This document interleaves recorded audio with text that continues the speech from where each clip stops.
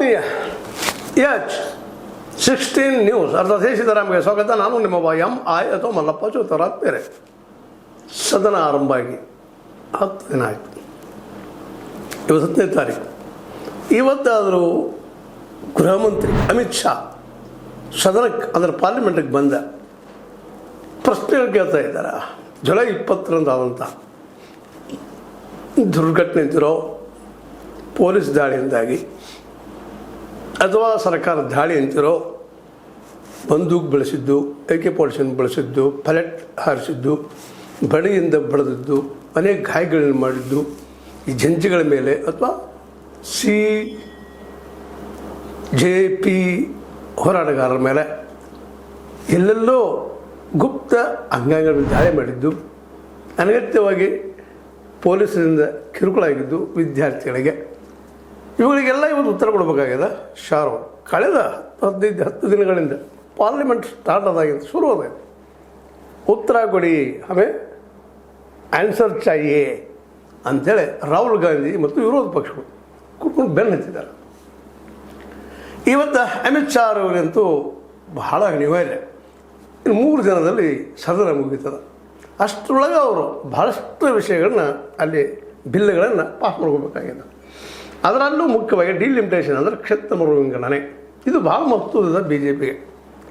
ಯಾಕಪ್ಪ ಅಂತಂದ್ರೆ 543 ಸೀಟುಗಳಿದ್ದಾವೆ ಸದನದ್ದು, 45 ಅದನ್ನು 850ಕ್ಕೆ ಹೆಚ್ಚಿಕೊಳ್ಳುವಂಥ ಈ ಡಿಲಿಮಿಟೇಷನ್ ಇದನ್ನು ಪಾಸ್ ಮಾಡ್ಕೋಬೇಕಾಗಿದೆ. ಅದಕ್ಕೆ 2/3 ಮೆಜಾರಿಟಿ ಬೇಕಾಗಿದೆ. 362 ಇವುಗಳನ್ನು ಆ ಬಿಲ್ಲನ್ನು ಪಾಸ್ ಮಾಡಬೇಕಾಗಿದ್ರೆ ಈ 362 ಮಾಡಬೇಕು. ಒಂದು ಜೊತೆಗೆ ಪಾರ್ಲಿಮೆಂಟ್ ಈಗಂತೂ ಸ್ತಬ್ಧ ಆಗಿದೆ. ಈಗೂ ಸ್ತಬ್ಧ ಆಗೋ ಸಾಧ್ಯತೆಗಳಿದ್ದಾವೆ. ಉತ್ತರ ಕೊಡೋದು ಮುಂದೆ ಹೋಗಿಲ್ಲ. ಅಂದ್ರೆ ಪೊಲೀಸ್ ದಾಳಿ ಏನು ಜಂತರ ಮಂತರದಲ್ಲಿ ಜಂಜಿಗಳ ಮೇಲೆ ಅಥವಾ CJP ಮೇಲೆ ವಿದ್ಯಾರ್ಥಿಗಳ ಮೇಲೆ ಈ ಪೊಲೀಸರ ದಾಳಿಗೆ ಉತ್ತರವನ್ನು ಯಾರು ಕೊಟ್ಟರು ದಾಳಿ ಮಾಡಲಿಕ್ಕೆ? ಅಲ್ಲಿ DIG ಅಥವಾ ಹೆಡ್ ಆಫ್ ದ ಪೊಲೀಸ್ ಮಾಡಿದಾರ ಅಥವಾ ನೀವು ಮಾಡಿದರೆ ಯಾರು ಮಾಡಿದ್ರಿ? ಇದಕ್ಕೆ ಹೊಣೆಗಾರರು ಯಾರು? ಈ ಪ್ರಶ್ನೆನ 3 ಪ್ರಶ್ನೆ ಕೇಳ್ತಾ ಇದ್ದಾರೆ. ಇದು ಕಳೆದ ಹಲವು ದಿನಗಳಿಂದ ಪಾರ್ಲಿಮೆಂಟಿಗೆ ಬರ್ತಾರೆ ಶಾರವರು ಕೂಡಿದ್ರೆ ತಮ್ಮ ಆಫೀಸ್ನಲ್ಲ. ಆದರೆ ಪಾರ್ಲಿಮೆಂಟ್ ಒಳಗೆ ಬಂದು ಸದನದಲ್ಲಿ ಉತ್ತರ ಕೊಡ್ತಾ ಇಲ್ಲ. ಉತ್ತರನ ಜಾರಿಕೊಂಡು ಹೋಗ್ತಾ ಇದ್ದಾರೆ.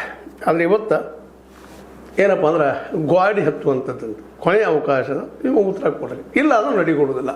ಜಾಮ್, ಪಾರ್ಲಿಮೆಂಟ್ ಜಾಮ್ ಅನ್ನೋ ಸಾಧ್ಯತೆಗಳಿದ್ದಾವೆ.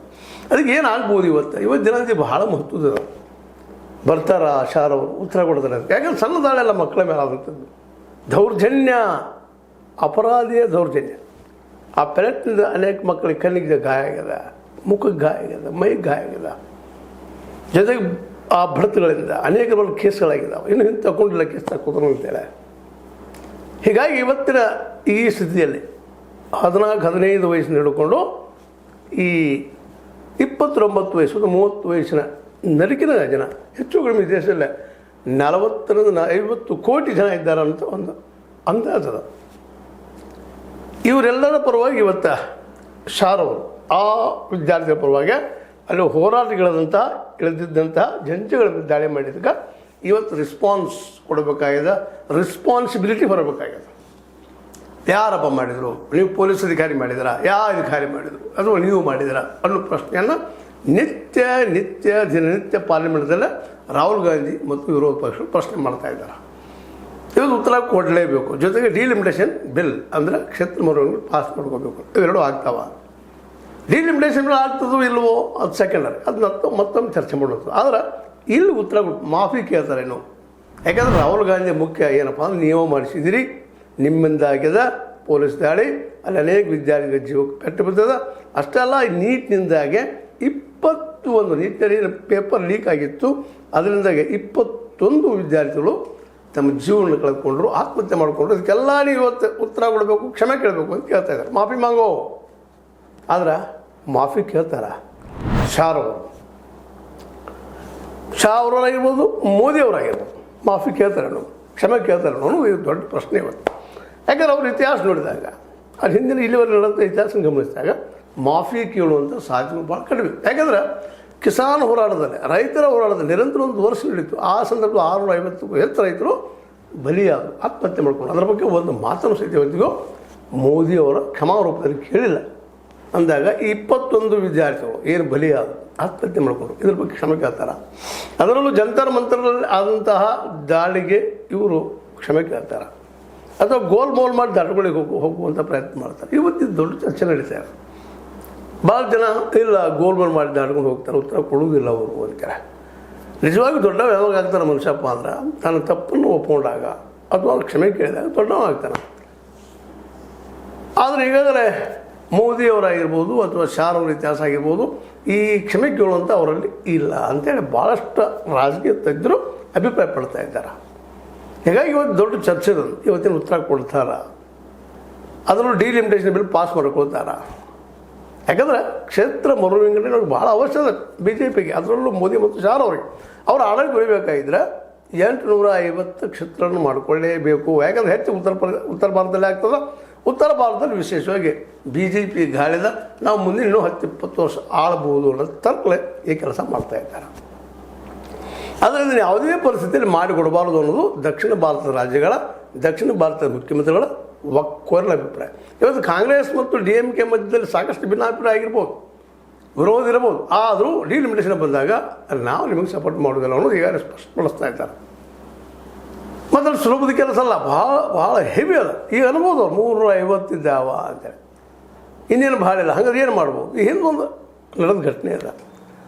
ಈ ಅದರಲ್ಲೂ ಮುಖ್ಯವಾಗಿ ಈ ಇಲೆಕ್ಷನ್ ಕಮಿಷನ್ ಅದ 2-1 ಅಂದ್ರೆ ಒಬ್ಬರು ಪ್ರಧಾನಿ, ಇನ್ನೊಬ್ಬರು ವಿರೋಧ ಪಕ್ಷದ ನಾಯಕರು, ಮತ್ತೊಬ್ಬರು ಸರ್ಕಾರದ ಒಬ್ಬ ವ್ಯಕ್ತಿ ಕುಡ್ಕೊಂಡು ಇಲೆಕ್ಷನ್ ಕಮಿಷನ್ ಆರಿಸಬೇಕು, ಆಯ್ಕೆ ಮಾಡಬೇಕು ಅಂತ ಕಾನೂನು ಮಾಡಿದಾಗ ಆ ಸಂದರ್ಭದಲ್ಲಿ 140 MP ಡಿಸ್ಕ್ವಾಲಿಫೈ ಮಾಡಿದ್ರು ಈ ನೆನಪಿಲ್ಲ ನಮಗೆ.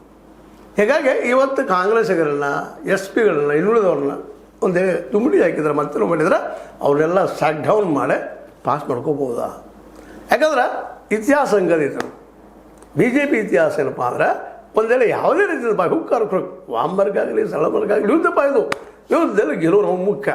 ಹೀಗಾಗಿ ಅವ್ರು 99 SP 122 ಇನ್ನೂ ಕೆಲವು ಜನ ಯಾರು ವಿರೋಧ ಮಾಡ್ತಾರೆ ಅವರು ಕಿತ್ತಾಕಿ ಔಟ್ ಆಫ್ ದ ಪಾರ್ಲಿಮೆಂಟ್ ಮಾಡಿ ತಾವು ಈ ಬಿಲ್ಲನ್ನು ಪಾಸ್ ಮಾಡ್ಕೋಬೋದು. ಇವು 2 ಹಾದಿಗಳಿದ್ದಾವೆ, ಯಾವುದನ್ನು ಮಾಡ್ಬೋದು. ಇದೊಂದು ರೀತಿಯಿಂದ ಪಾರ್ಲಿಮೆಂಟ್ ಸಿಸ್ಟಮ್ಗೆ ದೊಡ್ಡ ಅಪಮಾನ. ಆದರೆ ಇಲ್ಲಿ ಆದಂಥದ್ದು ಈಗಾಗಲೇ ಇಲೆಕ್ಷನ್ ಕಮಿಷನ್ ಸಲುವಾಗಿ ಕಮಿಷನರ್ ಆಯ್ಕೆ ಮಾಡೋ ಸಲುವಾಗಿ ಆದಂಥ ಘಟನೆ ನೆನಪು ಮಾಡಿಕೊಂಡಾಗ ಇದು ಮಾಡುವ ಸಾಧ್ಯತೆಗಳಿದ್ದಾವೆ. ಹೀಗಾಗಿ ಶಾರ್ ಅವರು ಮೋಸ್ಟ್ ಪ್ರೊಬಬ್ಲಿ ಕ್ಷಮೆಯನ್ನು ಕೇಳಲಿಕ್ಕಿಲ್ಲ ಅನ್ನೋದು. ಆದರೆ ಇನ್ನೂ ಕೆಲವರು ಹೇಳ್ತಾ ಇದ್ದಾರೆ ಇಲ್ಲ ಸರ್ದಾರ್ ವಲ್ಲಭಭಾಯಿ ಪಟೇಲರ ಇವರು ಫಾಲೋವರ್ಸು, ಅವರು ಯಾವ ರೀತಿ ಫಾಲೋ ಮಾಡಬಹುದು ಅನ್ನೋದು BJPಯಲ್ಲೇ ಕೆಲವು ಜನರ ಅಭಿಪ್ರಾಯ. ಕ್ಷಮೆ ಕೇಳೋದು ಏನಿಲ್ಲ ಅನ್ನುವಂಥದ್ದು ಕೇಳ್ತಾರಾ? ಕ್ಷಮೆ ಕೇಳಿಕೊಂಡು ಇಲ್ಲ ಮಕ್ಕಳ ದಾಳಿಗೆ ನಾನು ಅಥವಾ ನಮ್ಮ ಪೊಲೀಸ್ ಕಮಿಷನರ್ ಹೊಣೆಗಾರರು ಅಂತ ಹೇಳ್ತಾರ? ಇಲ್ಲ ಆಗಿದ್ದು ಎಲ್ಲ ಘಟನೆಗಳು ನಾವು ಕ್ಷಮೆ ಕೇಳ್ತಾರೆ ಅಂತ ಹೇಳ್ತಾರ? ಇವತ್ತಿನ ದೊಡ್ಡ ಅತ್ಯಂತ ಪ್ರಮುಖ ಪ್ರಶ್ನೆ. ಅದರಲ್ಲಂತೂ ಇದು ಮುಗಿಯಲಾರದ ಈ ಪಾರ್ಲಿಮೆಂಟ್ ನಡೆಕೊಡೋದ್ರೂ ವಿರೋಧ ಪಕ್ಷಗಳ ಸ್ಪಷ್ಟ ಅಭಿಪ್ರಾಯ. ಆದರೆ ಈಗಾಗಲೇ ಡಿಲಿಮಿಟೇಷನ್ ಬಿಲ್ ಪಾಸ್ ಮಾಡೋ ಸಲುವಾಗಿ ಅನೇಕ ಕಸರತ್ತುಗಳು ಮಾಡಿರುವಂಥ ಅನೇಕ ಪಾರ್ಟಿಗಳನ್ನು ಒಳದಿರುವಂತಹ ಗೊತ್ತದ ನಿಮಗೆ. TMC 20 MP ಅದೇ ಕಾಲಕ್ಕೆ ಶಿವಸೇನೆ ನಮ್ಮ ಠಾಕ್ರೆ ಅವ್ರ ಗುಂಪನ್ನು, ಅದೇ ಕಾಲಕ್ಕೆ ಈ ಒಂದು ಏನಪ್ಪ ಅಂತಂದ್ರೆ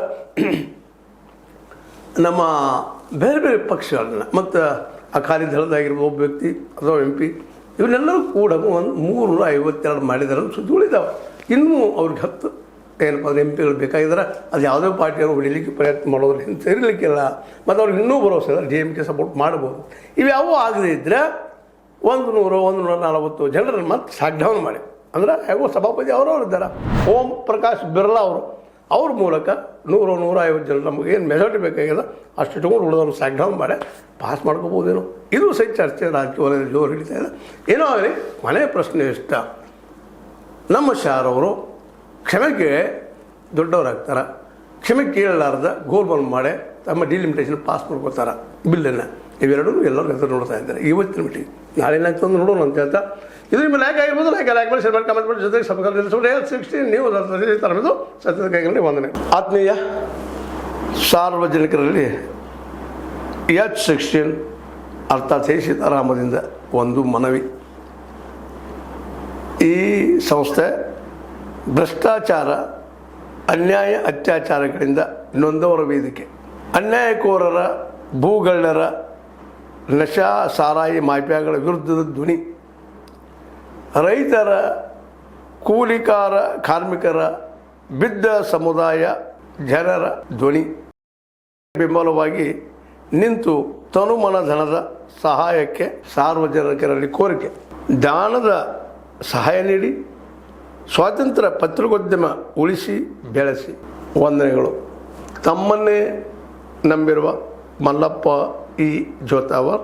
ಈ ಕೆಳಗಿನ QR ಸ್ಕ್ಯಾನ್ ಮಾಡಿ ಅಥವಾ ಈ ನಂಬರ್ ಅಂದರೆ 7411402405ಗೆ ಇಲ್ಲ 9686864852ಗೆ ನೀವು ಫೋನ್ಪೇ ಮಾಡಿ, ಪೇಟಿಎಮ್ ಮಾಡಿ ಅಥವಾ ಇನ್ನಾವುದೇ ಮಾಧ್ಯಮದಿಂದ ಗೂಗಲ್ ಮೂಲಕ ಸಹಾಯ ಮಾಡಿ ಈ ಪ್ರಾಮಾಣಿಕ ಪತ್ರಿಕೋದ್ಯಮವನ್ನು ಉಳಿಸಿ ಅಂತ ಮತ್ತೊಮ್ಮೆ ಮನವಿ.